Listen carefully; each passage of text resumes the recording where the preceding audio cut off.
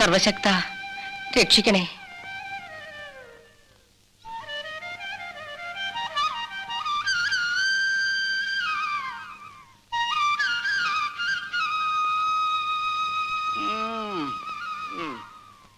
ഈശ്വര,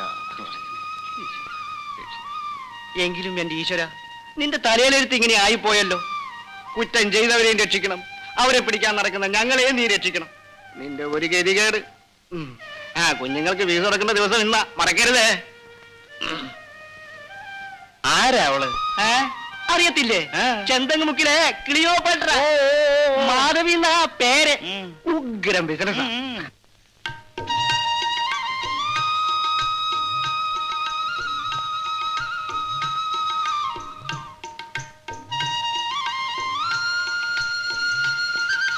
എന്താ കല്യാണി, വിശേഷമൊന്നും പറയാറായില്ലേ? ഇതാ ഞാൻ കൊച്ചമ്മ വിട്ടു വന്നേക്കാം. നീ ഒന്നും വെക്കാനും വിളമ്പാനും നിൽക്കണ്ട, എല്ലാം ഞാൻ ഒന്ന് ചെയ്തേക്കാം.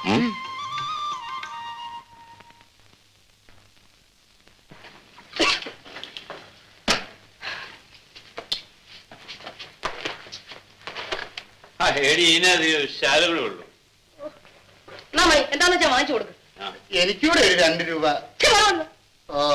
പിന്നെ ഇങ്ങനെ കുടിച്ചു കളയാൻ എളുപ്പമാ. ഇത് ഉണ്ടാക്കാൻ ഞാൻ പറഞ്ഞ പാട് എനിക്ക് മാത്രമേ അറിയുള്ളൂ. ഇത് ബോംബെ കൽക്കട്ട ഒന്നുമല്ല. ചുവന്ന വിളക്കും കത്തിച്ച് ഇങ്ങനെ വാലും തുറന്ന് കാത്തിരിക്കാൻ. ഈ കണക്കിന് പോയാ നിങ്ങളുടെ ചേട്ടച്ചാൻ ചെയ്ത പോലെ ഞാൻ നിങ്ങളെ ഇവിടെ അഴിച്ചാക്കും.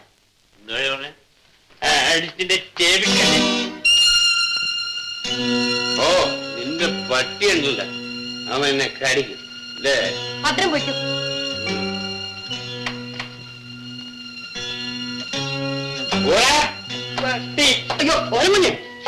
എന്താ ഇത്? വല്യങ്ങൊന്നിന് സുഖമില്ലാതെ കിടപ്പില്ല.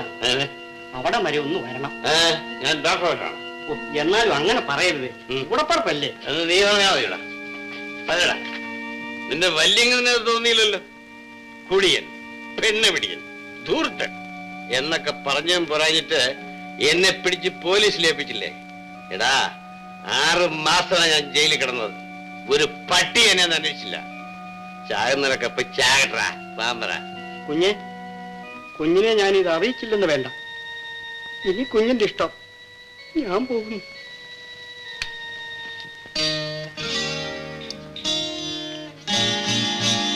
പിന്നെ ഇത് ദേഷ്യം കാണിക്കാനുള്ള സമയമല്ല. ഞാൻ പറയുന്ന ഒന്ന് കേൾക്കും. കണ്ടമാനം സ്വത്തും പണമുള്ള നിങ്ങളുടെ ചേട്ടൻ മരണസമയത്ത് കണ്ണീരുമായി നിൽക്കുന്ന നിങ്ങളെ കാണുമ്പോഴെങ്കിൽ എന്തെങ്കിലും ചെയ്യാതിരിക്കില്ല. നമ്മുടെ കഷ്ടമൊക്കെ തീരുകയും ചെയ്യും. അതിന് കള്ളം കുടിച്ചോട് കയറി ഇരുന്നു. ഞാൻ പറയുന്നൊന്ന് കേക്ക്.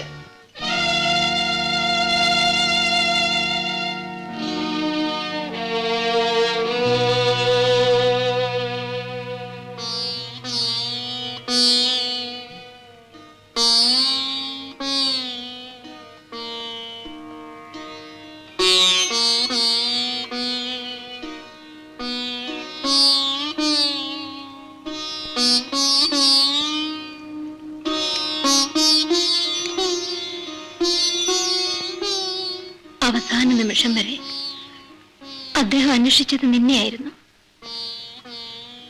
അദ്ദേഹത്തിന്റെ മുഖത്ത് നോക്കാനുള്ള ധൈര്യം പോലും എനിക്കില്ലായിരുന്നു. ഇപ്പോഴെങ്കിലും വന്നല്ലോ. ഞാൻ ഇന്നൊരു പുതിയ മനുഷ്യനാണ്. അദ്ദേഹത്തിന്റെ ഓർമ്മകളുമായി മാനം മര്യാദയായി എവിടെയെങ്കിലും ജീവിക്കണമെന്ന് എനിക്ക് ആഗ്രഹമുള്ളൂ. പക്ഷേ ഈ നിലയിൽ ചേട്ടത്തിയമ്മയും ബാബുമോനെയും ഉപേക്ഷിച്ചിട്ട് പോയാൽ ചേട്ടന്റെ ആത്മാവിന് നിത്യശാന്തി കിട്ടുമോ ചേച്ചി? ഇട്ടും പൊട്ടും തിരിയാത്തൊരു കുഞ്ഞാണ് ബാബു. അവനെ മാത്രം കാത്തു സൂക്ഷിച്ചാൽ പോരാത്ത അവസ്ഥയിലാണ് ഞാനിപ്പോ. ഈ നിലയിൽ ഞങ്ങളെ അനാഥരാക്കി അദ്ദേഹം പോയി. അനാഥരോ? ഞാൻ ജീവനോടിരിക്കുമ്പോഴോ? എന്റെ ചേട്ടൻ കഷ്ടപ്പെട്ടുണ്ടാക്കിയ ഈ അളവറ്റ സ്വത്തും നിങ്ങളെ സംരക്ഷിക്കാൻ എനിക്ക് സാധിച്ചില്ലെങ്കിൽ ഈശ്വരൻ എനിക്ക് മാപ്പ് തരുമോ ചേട്ടത്തിയമ്മേ? പക്ഷേ ജയിലിൽ നിന്നും രോഗിയായി പുറത്തു വന്ന് എന്നെ ശുശ്രൂഷിക്കുന്നതിനോ ഒരു നേരത്തെ ആഹാരം തരുന്നതിനോ മാധവി മാത്രമേ ഉണ്ടായിരുന്നുള്ളൂ. അവൾ ആരുമായിക്കൊള്ളട്ടെ, എനിക്ക് അവളെ ഉപേക്ഷിക്കാനൊക്കെ ചേർത്തിയമ്മേ. ആരെ ഉപേക്ഷിക്കണമെന്ന് ഞാൻ പറയുന്നില്ല. ചെത്തിയമ്മ വിഷമിക്കണ്ട, ഞാൻ ഉടനെ പോയി അവളെ വിളിച്ചോണ്ട് വരാം. ഒന്നുകൊണ്ടും പേടിക്കണ്ട.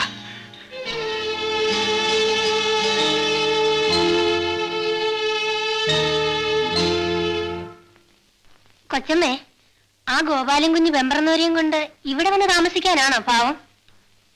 എനിക്കൊന്നും അറിയില്ല. അവരാരാണെന്നും അവരുടെ ജീവിത രീതി എന്താണെന്നും കൊച്ചമ്മയ്ക്ക് അറിഞ്ഞുകൂടാ. നമ്മൾ അങ്ങനെ ആരെയും കുറ്റപ്പെടുത്താൻ പാടില്ല. കൊച്ചമ്മയുടെ കൂടെ ഈ വീട്ടിൽ താമസിക്കാനുള്ള യോഗ്യത അവർക്കില്ല കൊച്ചമ്മേ. എന്റെ യോഗ്യതയും പ്രതാപവും എല്ലാം കഴിഞ്ഞില്ലേ ശങ്കരൻ നായരെ?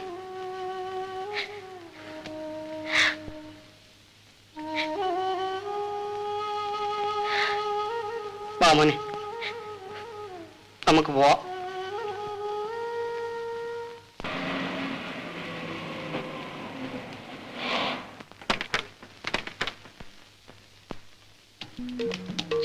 എന്റെ അതേ കൊടുത്തു ഇറങ്ങുവാനും വയ്യ.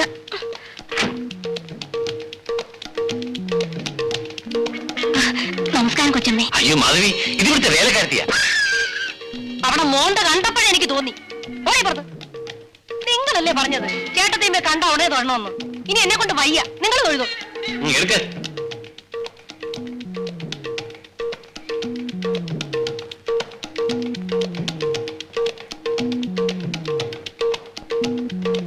എന്താണടി നോക്കിക്കുന്നത്?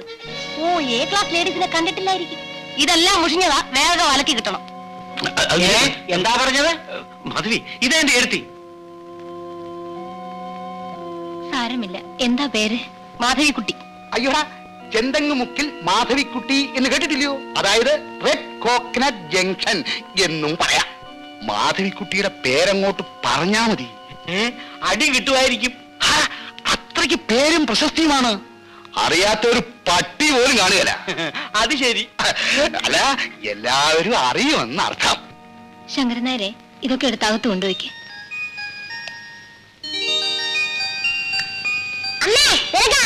ആ മോന് മനസ്സിലായില്ലേ? ഞാനാണ് മോന്റെ ചിറ്റപ്പൻ. ആ, ചിറ്റപ്പന് സുഖമല്ല മോനെ, അരിഷ്ടം കുടിച്ചതാ. പിന്നെ ഇത് മോന്റെ കുഞ്ഞമ്മ. ഞാൻ മോന്റെ അങ്കിള്. മോർണിംഗ് വാ, മേല് കഴി ആഹാരം കഴിക്കാം. ഗോപാല, മുകളിലത്തെ മുറി ശരിയാക്കിയിട്ടുണ്ട്. ഉവ്വ. കുളിച്ചിട്ട് വരും, ആഹാരം കഴിക്കാം.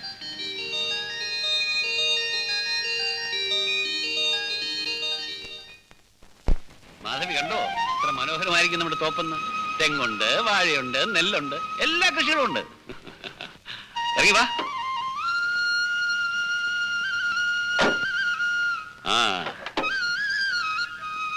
ആ പിന്നെ ദേ നോക്കി, ആ തെക്കേ അറ്റത്ത് കാണുന്ന വാഴത്തോപ്പില്ലേ, അവിടെ മുതൽ ഈ വടക്കേ അറ്റത്ത് കാണുന്ന തെങ്ങുംതോപ്പുണ്ടല്ലോ, അതുവരെ നമ്മുടെ സ്ഥലമാ.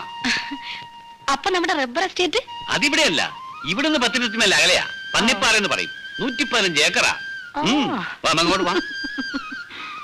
എടോ, ഒരു 4 കരിക്കൂടെ കൊച്ചമ്മയ്ക്കാ, വേഗം വേണം. കൊച്ചമ്മയ്ക്കോ? ഏത് കൊച്ചമ്മ? ഏത് കൊച്ചമ്മന്നോ? മാധവി കൊച്ചമ്മ. അല്ല, നമ്മുടെ ചെന്തങ്ങമുക്കിലെ ചരക്കല്ലേ അത്? മാധവിക്കുട്ടി കരിക്ക് കുടിക്കാൻ പകലേ ഇറങ്ങിയിരിക്കാൻ തോന്നുന്നു. ചെന്തങ്ങോ? അതെ സാറേ, ചെന്തങ്ങമുക്കിലെ മാധവിക്കുട്ടി അത്. അനാവശ്യം പറഞ്ഞാലേ അടിച്ചിന്റെ പല്ലിയാണ്ടായിട്ടേ. എന്തുവാടാ നീ?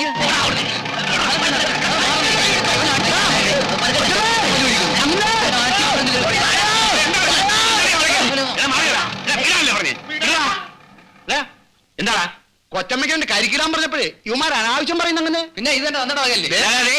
മര്യാദയ്ക്ക് സംസാരിക്കണം. ഈ പറമ്പ് ഞങ്ങളെ വകയാ. അപ്പോഴേ നിങ്ങൾക്ക് തെറ്റ് പറ്റിയതാ.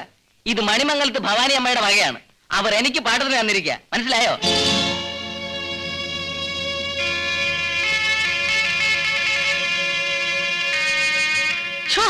ഇതിപ്പോ ഒരു നാണക്കേട് വരാനുണ്ടോ? ഭവാനിയമ്മയുടെ മറ്റവരായിട്ട് നടന്നു. എന്നിട്ട് പറച്ചില്ലോ സത്തമിഴും എന്റെ നാടി പോലും. നിങ്ങളെ കൊണ്ടൊരു കരിക്കടിക്കാൻ പറ്റിയോ? ഒരു മുതലാളി. ഇപ്പൊ മനസ്സിലായല്ലോ നിങ്ങൾ ഇവിടെ ആരുമല്ലെന്ന്. അയ്യോ കൊച്ചമ്മ കൊച്ചമ്മ എന്നോട് കൊണ്ടു. അപ്പൊ ഒന്ന് നിന്നങ്ങ് തൊടുപുഴ കണ്ടോളാടാ.